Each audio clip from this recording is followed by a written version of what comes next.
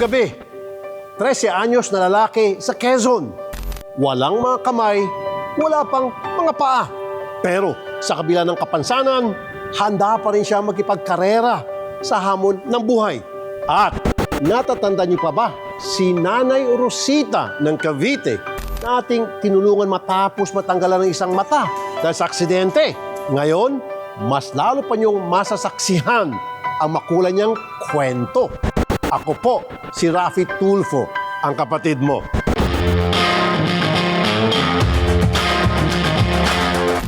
Paglabas pa lang ni Miko mula sa sinapupunan ng kanyang ina, wala na siyang mga kamay at wala ring mga paa. Sa kanyang edad na 13 anyos, ang kanyang pangarap maging isang pulis.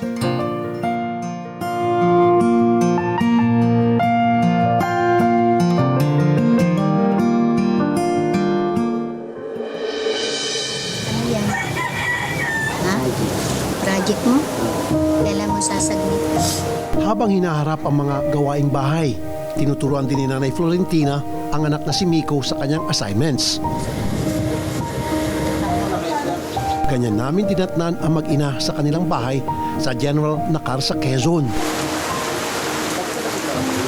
Postura pa lang, pati sa pagiging seryoso niya sa ginagawa, malalaman mo agad na mahilig mag-aral itong si Miko. Pero halata niyo ba sa pangatawa niya na 13 years old na siya?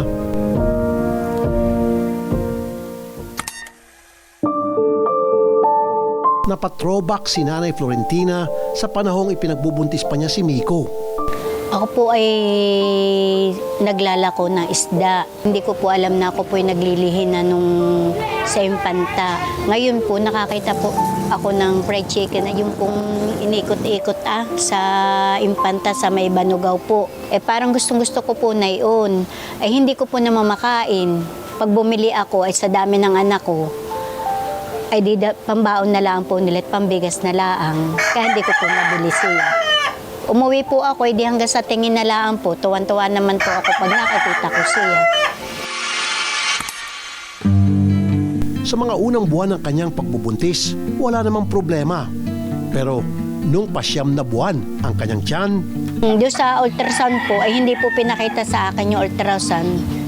At baka daw po pag ako'y nanganak, kaya ako'y ma-high blood. ang kanyang anak na si Miko isinilang na walang mga kamay at ang kanyang mga paa hindi kumpletong nabuo. Sa dami po ng aking inanak, ay sabi ko ay iyon lang ang nagkaroon ng ganayong kapansanan. Nalungkot din po ako, siyempre sa dami ko ng inanak ay siya lang yung nagkaganayon.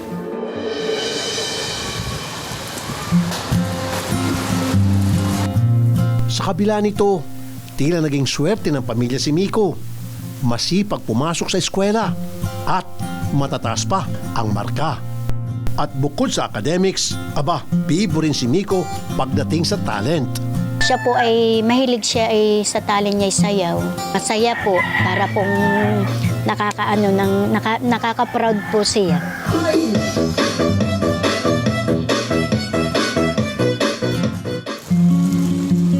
Ngayon, grade 6 na si Miko sa General Nakar Central School. Favorite niya yung mga subject kung saan mahina ang maraming estudyante ngayon. Reading, writing, pati math.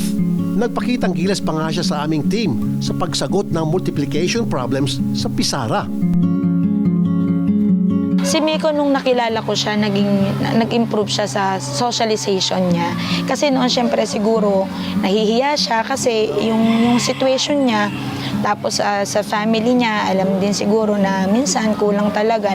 Minsan naglalakad pa yan. Pero yung improvement niya, nung pag nakita mo siya, "Hi ma'am, good morning ma'am, kumusta po?" Siya na yung nag-uumpisa na magkuha ng conversation sa inyo. So hindi na siya nahihiya. Siguro accepted niya na belong pala ako dito. Pwede naman pala. Yan. Titingnan natin physically, kulang siya. Pero siya ay pasok ng pasok. Na-curious tuloy kami. Ano kaya ang gustong marating ni Miko sa kanyang paglaki? Pulis po. Ayun po, para po maano po yung mga masasamang tao, para ikulong po. Pag nakakakita ka ng pulis sa daan, anong Nagaganito po ako, nagaganyan po, ganyan. At sumasaludo Oo, ka. ganyan po. Pag nakikita ko pa, pag nasa kotse siya, ganyan po ako. Pag tumitingin po sila sa akin. Hindi lang yan, dahil may pangarap din si Miko para sa kanyang pamilya. Makapagtapos po sa pag-aaral. Ganyan po. Tapos po mag-ano po sa mga polis na yung mga papeles po, ganyan. Para po maka-enroll po yung pag-ano po. Ibibigay ko po yung sahod ko po sa kanya, ganyan. Para mabuhay po kami ganyan. Sa kabila ng kanyang mga kakulangan, tunay na biyaya si Miko para sa kanyang mga magulang. Kaya siya naman ang aming bibiyayaan sa pagbabalik yan ng kapatid mo.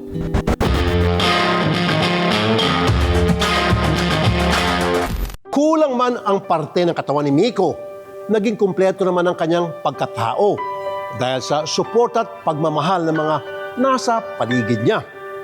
At para mabuwang kwentong ito, ako na mismo ang tutupad sa kanyang mga pangarap na maging pulis. Kasabay ng aming pagbisita kila Miko sa Quezon, nakatanggap sila ng magandang balita mula sa kanyang paaralan.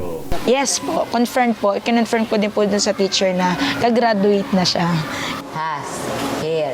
Napakalaking bagay nito para sa tulad ni Miko na may kakulangan sa pangangatawan. Bye. Good.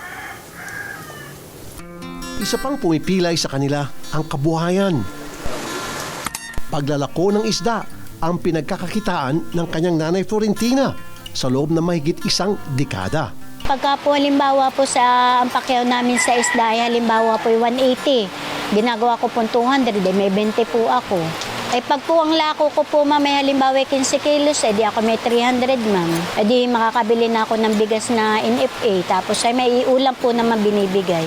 Sila po yung nagpapahingi na ulam na yung pong mga reject. Yung mga reject pong mga isda ay binibigay sa amin. Ay di akin sinasabawan at ginugulayan na laang. Napakahirap, hindi ba? Bukod kasi kay Miko, meron pa siya mga kapatid. Hindi lang isa, hindi dalawa, hindi rin tatlo, kundi 6. Lalo pa sila nalugmok nung pumanaw ang kanilang padre de pamilya. Nung pong namatay siya yung aking kasamahin ay talaga pong napakalungkot at nag-iisa lang po akong naghahanap. May nagpapahingi naman po mga anak ay siyempre hindi po sasapat. Ay di ang ginagawa ko po, ako po ay yung kalapit bahay ko pong iyan, nag-iisda. Tuwing maga po, itinitinda ko po siya. Tapos pagdating ng hapon, ay may bigas na po, may ulam. Tapos may pambaon na sila. Kaso hindi pa rin po sapat dahil sila nga po ay nag-aaral ay 7. Sa mga panahong ramdam na ramdam ng pamilya ang pagiging isang kahig isang tuka, aminado si Nanay Florentina. Natatanong ni Miko kung bakit ba ipinanganak siyang may hindi pangkaraniwang kondisyon. Ngunit sabi mismo ni Nanay Florentina, Pexman, hindi niya kailanman pinaramdam kay Miko na siya ay pabigat. Pahirap bang maituturing kung genius ang anak? Yung mga kapatid po naman niya, ay siya naman po ay tinutulungan din ng mga kapatid na para po siya ay na yung kapansanan niya ay tanggap naman ng mga kapatid nung kanilang kay Miko. Pero minsan, hindi pa rin naiwasan ni Nanay Florentina na mangarap. Dakila ang maging PWD na napakagaling sa klase. Kaya hangad ni Nanay Florentina, tunay na mabigyang pugay ang pagsisikap ni Miko sa kanyang pagtatapos. Wow. Enero pa lang ngayon, pero i-advance ko na ang graduation gift ko para kay Miko. Eto na ang mga bagong uniform para isputing sa pagpasok. Meron ka na ring insulated lunchbox at water bottle. At syempre, iba pang school supplies. Binigyan pa ng kapatid mo ng bagong mga pamporma si Miko dahil deserve mo yan.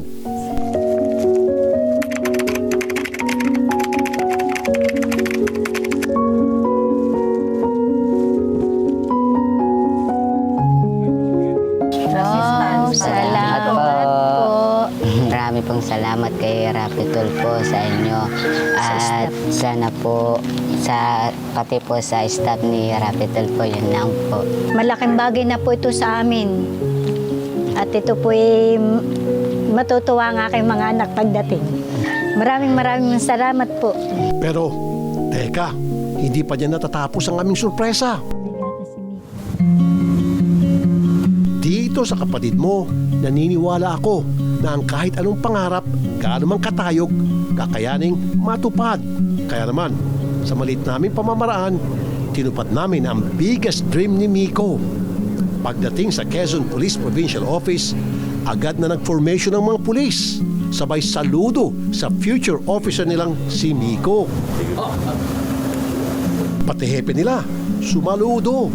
Mismong provincial director din ang nag-tour kay Miko sa kanyang opisina. Pinanood nila kay Miko ang ilang training courses na pinagdaraanan ng mga magpupulis.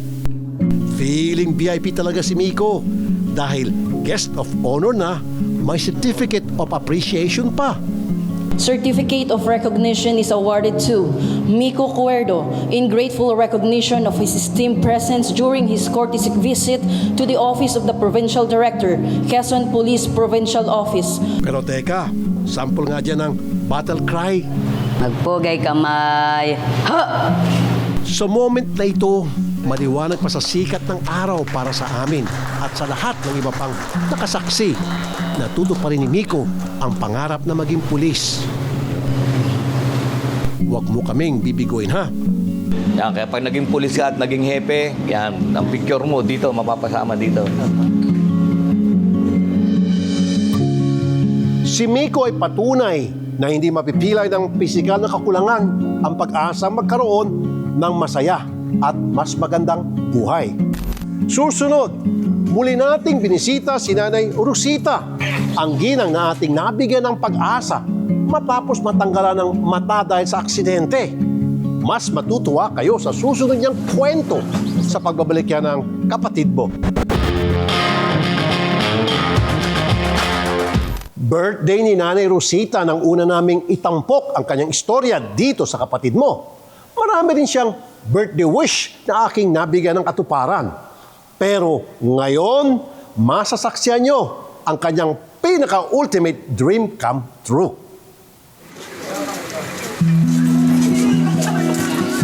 August 2025, nang una naming ipinalabas ang kwento ni Nanay Rosita. Dekada 70, kompleto pa noon ang mga mata niya. Mahal na mahal ni Nanay Rosita ang kanyang trabaho bilang kasambahay. Subalit, dito rin naganap ang aksidenteng bumago ng gusto sa kanyang buhay.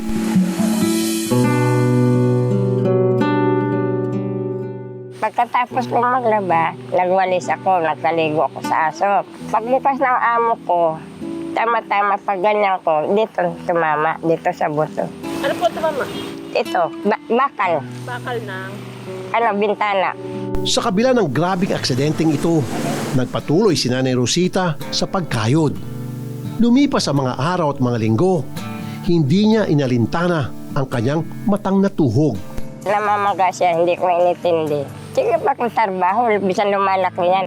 Hanggang sa isang araw na hindi talaga niya kinaya, pagdating sa ospital, nakapanlulumo ang desisyon ng espesyalistang tumingin sa kanya. Ang nadalay niyang mata, kailangan ng alisin. Sabi nila, cancer daw. Umiyak na nga si ma'am kay cancer daw. Na ako din, umiyak din ako. Labis na nalugmok si Nanay Rosita. Alam niya na kasi, hindi na siya kukunin muli sa trabaho. Bisan ako, kukunin nila ako. Hindi na ako pwede kasi may sakit na ako. Tapos may diferensya pa. Hinahanap ako sa mga bata ng anak ng amo. Matapos ang operasyon, hindi na nakapag-check up muli si Nanay Rosita. Kaya ngayon, tila sinisingil na siya nito. Dito kasi minsan kumikirot po. Ngayon nga kumikirot eh. Kung uminom nga akong tubig, pumupunta dito. Kasi sariwa ang ilalim eh. Umaano siya, hapdi. Tapos eh, kung hindi makapal to, kung hindi ko lagyan ng salamin, ang hangin pumapasok sa utak ko. Iniisip ko nga, sir, matagalan ba baka ako sa mundo? Kasi marami kong naramdaman. Pero kahit wala nang kanang mata ni Nanay Rosita, patuloy siyang lumalaban sa buhay.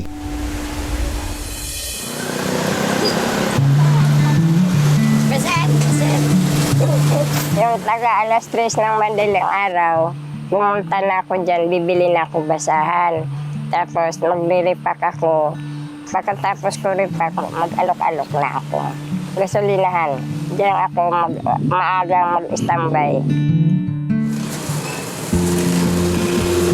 Tanghali na nang abutan namin siya sa gasolinahang ito na madalas niyang tambayan. Magiliw siyang lumalapit sa mga customer para ialok ang mga tindang basahan. Siyempre, naaawa. Kaya minsan din namin siya pinapalis. Tulong na lang din po kay nanay kasi tanda na po si nanay. Sa edad niya dapat magpapahinga. Magkano yung kinita mo lang? 160 sa isang bundle. Magkano tinubo mo dun? Ay, ito. 40. Ngayon lang kasi malaki, may tip ako ng 30. Hindi niya kinuha ko ulit. Sa paglalako ng basahan, kahit papaano, kumikita si Nanay Rosita ng 3 hanggang 400 piso sa kada labas. Ang pagtitinda kong basahan po, swerte lang kung may tip. Nasa 400 kung may tip. Kung wala, 300, gano'n. Malakas pa ang basahan nun, nakatago ko 200, 100. Basta malaki kong binta, magtatago ako. Madukot ko pa rin. Lingid sa kalaman ni Nanay Rosita sa araw na ito, ako ang kanyang magiging parokyano. Ay po, good afternoon po. Ito, Gusto na, salamat sa pagpunta. ako nga po, malalamat ako sa iyo, sir nga. Hinanggap mo ako, nanghingi ng tulong Uy, sa iyo. ako dapat magpasalamat kasi may sa inyong tiwala. Ay, tagal akong nagtiwala ko sa inyo, sir. Gusto ko nga kita noon makita. Ngayon, natupad ko na ang pangarap ko po. Salamat. Magamat kita sa pinakamagandang ospital para tingnan kung anong dapat gawin, kung operahan ba yan o Sir, ano. ang pangarap ko, sir, makita kita. Bisa sa TV lang. Naks na. Nanay naman. Natupad na lang. Pinapayak mo ako eh. Nay, ito muna, Nay. 25,000 po ito, Nay.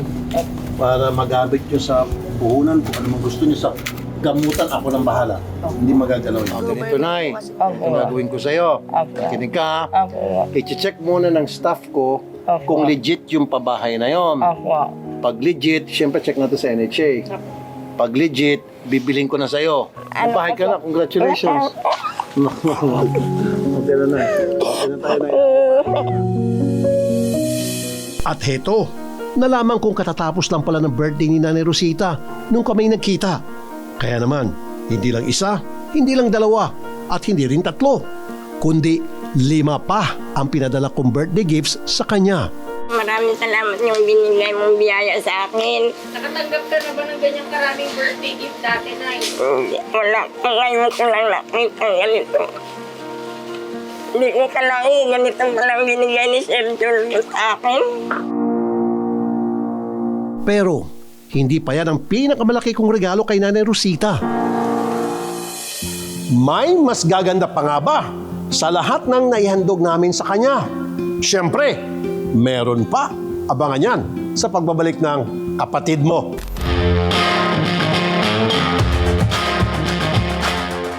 All out ang tiwala at pagsisikap ni Nanay Rosita sa harap ng mga pagsubok sa buhay.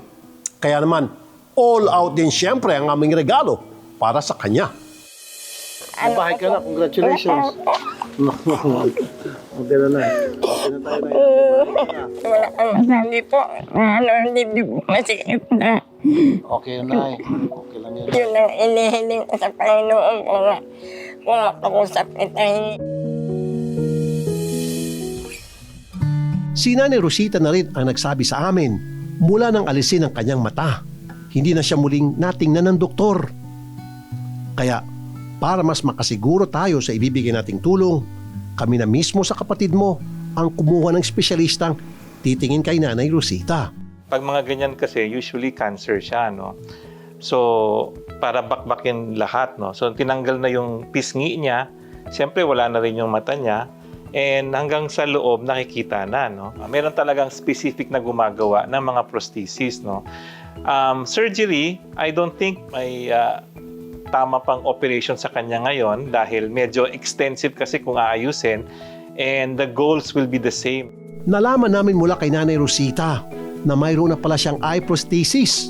At ang good news, pwede pa rin itong gamitin sa halip na gasa ang kanyang ipantakip sa tinanggal na mata. And I think minention ni Nanay nung kasamahan niya na meron naman siya. Hindi lang niya ginagamit kasi nga hindi na kumakapit, no? So baka pwedeng pwedeng dalahin doon sa gumagawa, baka kailangan lang i-adjust. At ngayon, para sa bagong bahay na ipinangako ko mismo kay Nanay Rosita, agad kaming nakipag-ugnayan sa National Housing Authority. Ang primary target or clientele ng National Housing Authority ay yung tinatawag nating informal settler families. O sabi nga dun sa isang batas, yung 30% below of poverty line. Yan ang ating target. Kasi sila yung mga walang kakayanan para makapagsabit ng mga financial documents para pumasa sa regular financing institutions. Sila rin yung mga nasa danger areas, na nasa ilalim ng tulay, sa tabi ng riles ng tren, sa tabi ng mga waterways natin. Iba pa, pag merong mga affected na tatamaan ng mga public infrastructures, pag may project ang DPWH, na kalye or tulay, may mga matatamaang tao, nire-resettle namin siya. Pag DOTR naman, pag merong gagawing mga projects, ganun din, inililipat din namin sila.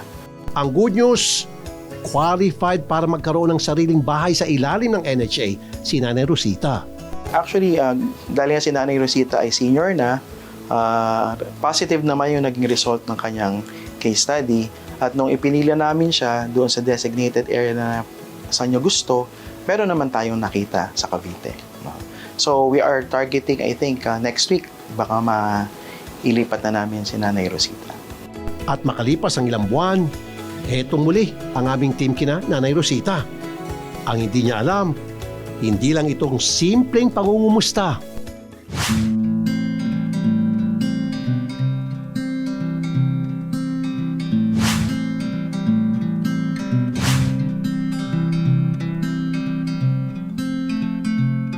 Sa mga oras na ito, wala pa rin kamalay-malay si Nanay Rosita at ang mister niyang si Tatay Isagani na ihatid namin sila sa bago nilang tahanan.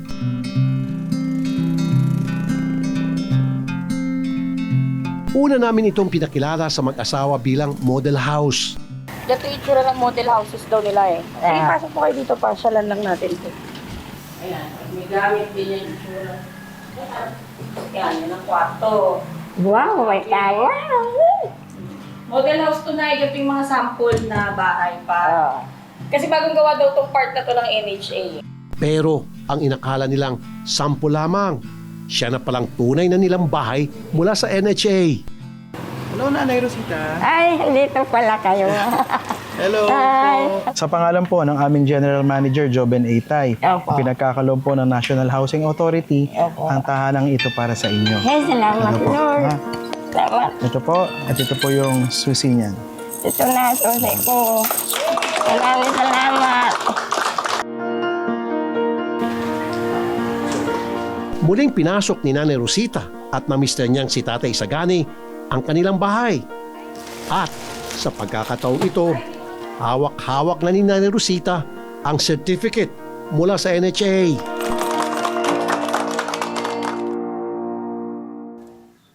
Agad nilang inisa-isa ang mga bago nilang gamit na ibinigay din ng inyong lingkod. Tinesting ang bagong sala set at syempre ang bagong kama. Pati na ang lahat ng iba pa nilang kailangan sa susunod na 2 buwan para mamuhay sa bago nilang bahay. Maraming salamat, Lord, sa inyo. May bahay na ko, nakaroon ako. Hindi ko inasahan ito nga. Darating na pala sa buhay ko. Maraming pong salamat, Sir Rafi, na binigyan nyo kami ng sariling bahay. Sa inyo mismo nakapangalan yan, Nay. Oo po, ang Rosita Elementary Clark. Maraming salamat po sa binigay ng biyaya sa akin. walang tugbas nga biyaya nga binigay sa akin ngayon. Malaking utang ko na loob ni Sir nga sinupad yung pangako niya nga bigyan niya akong bahay sa mga gamit. Masaya pumasok sa 26 sa bagong taon kasi marami ko natanggap nga biyaya para sa amin mag-asawa. Tapos bigayin yung biyaya ni Senator Rapi Tulfo. Hindi ako pinabayaan. Isang salita lang niya, natupad din ang pangako niya. Dasal namin na maging saksi ang bagong bahay ni Nanay Rosita sa mas masaya at masaganang buhay kasamang kanyang pamilya. Hanggang sa susunod na linggo, ako po si Rafi Tulfo, ang kapatid mo.